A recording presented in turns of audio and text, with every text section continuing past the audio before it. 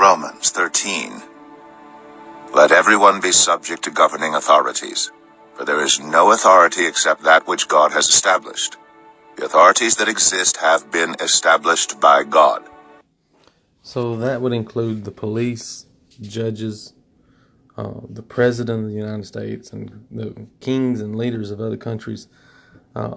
It is not just a coincidence of human voting and election or whatever. All authorities are appointed by God. No one has any authority unless God gives it to them. Sometimes they use it in ways that we agree with, and sometimes we disagree with them. But even Hitler was put in position by God. We a lot of times don't understand why, but we need to understand that God is in control of the appointed leaders of the government. Consequently, whoever rebels against the authority is rebelling against what God has instituted, and those who do so will bring judgment on themselves.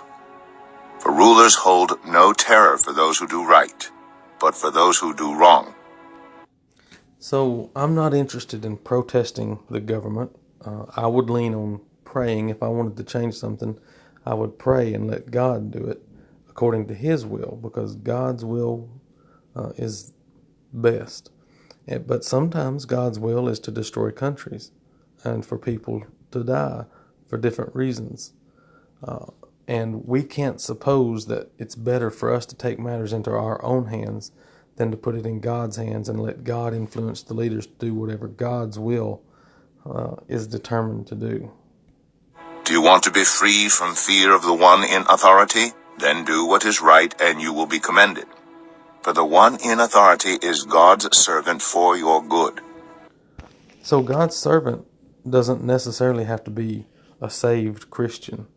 All people are susceptible and to the authority of God and are bound by the authority of God.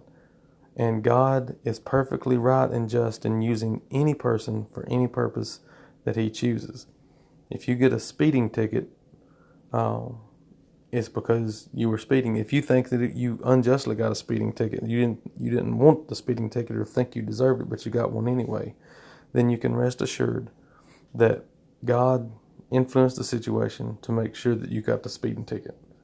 Now, most people have a hard time believing that God is that actively involved in our daily lives, but I believe it wholeheartedly.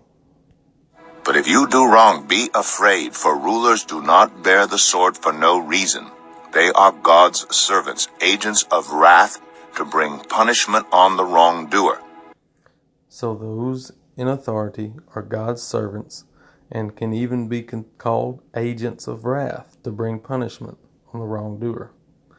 But sometimes if they bring punishment on unjustly on a righteous person or just person, then you can know also that there's a purpose for that God is using them for a purpose.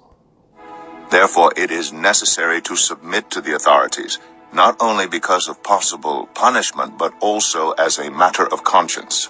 So you want to obey the laws to stay out of trouble with the police or whoever, but you also want to obey the laws as a matter of conscience so that you can demonstrate that you believe God has authority over the leaders and authorities in the land.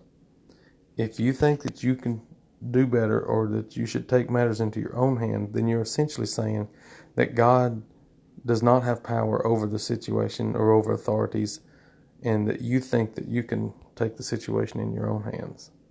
We have to trust that God is in control and that nothing escapes His attention or His authority. This is also why you pay taxes, for the authorities are God's servants who give their full time to governing. Give to everyone what you owe them. If you owe taxes, pay taxes. If revenue, then revenue. If respect, then respect. If honor, then honor. Let no debt remain outstanding except the continuing debt to love one another. And I guess I like the way this is stated. It says, let no debt remain outstanding. I have thought in the past that means you should never take out a loan, but I know that's not the case, because there are many examples even in the Bible of people repaying their debts. But repaying the debt is what you're obligated to do, not to default on your debt. For whoever loves others has fulfilled the law. The commandments you... So fulfilling the law means love one another, or loving one another fulfills the law. And that's been the case for all time. That's how the Gentiles could, by nature, do the things of the law, simply by loving your neighbor. You shall not commit adultery, you shall not murder, you shall not steal, you shall not covet, and whatever other command there may be are summed up in this one command: love your neighbor as yourself. Now, I don't view this as a partial reinstitution of the Ten Commandments. These things are always against the law. Old Covenant, New Covenant, even before the law of Moses. That would be harder for me to prove. I would just have to assume that. But these are continual truths, that these laws are essentially bound or established in the command to love your neighbor as yourself. Love does no harm to a neighbor. Therefore, love is the fulfillment of the law. And do this, understanding the present time. The hour has already come for you to wake up from your slumber, because our salvation is nearer now than when we first believed. Now, this is interesting because Paul, this is obviously after the resurrection of Jesus and the ascension into heaven, during the church age, and he says our salvation is nearer than when we first believed, as if he does not have the salvation yet. Now, I think sometimes from different perspectives, you could say we are saved already, or we're still looking for salvation. And generally, I would say I'm saved right now, but I have not received all the intended reward, because I believe I'll go to heaven after I die. But it's just interesting that he uses the phrase that salvation is nearer now than when we first believed. The night is nearly over. The day is almost here.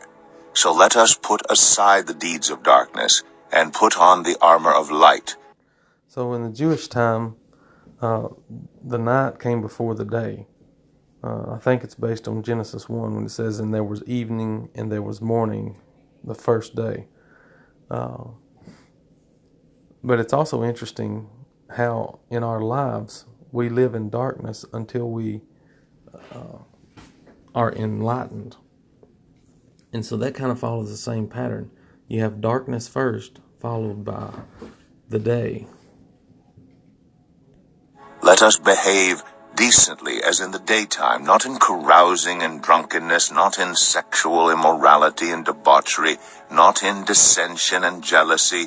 Rather, clothe yourselves with the Lord Jesus Christ, and do not think about how to gratify the desires of the flesh. That's just the battle of flesh and spirit.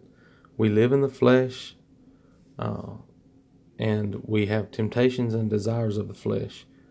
But it makes all the difference in whether you seek to gratify the desires of the flesh, or if you seek to suppress the desires of the flesh and emphasize the spiritual goals and objectives in our lives. And if we are giving our life as a living sacrifice, as we talked about in the last chapter, chapter 12. So that's the completion of Romans chapter 13. I would appreciate any comments down below.